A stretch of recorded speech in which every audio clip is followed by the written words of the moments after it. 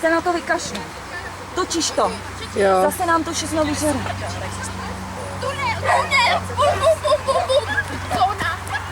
Tady mi vadí ta tyčka.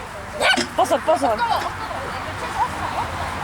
To vůbec nevadí, hlavně toč.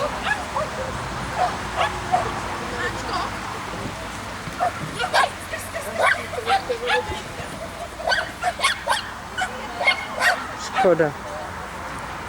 Tak Bartík to vyhrál, určitě. Co to je? Blbnou, rozhoděj se a blbnou.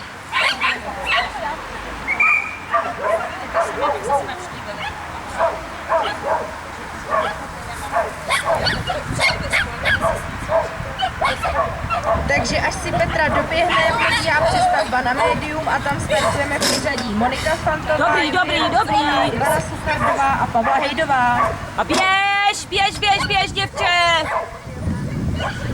Jo!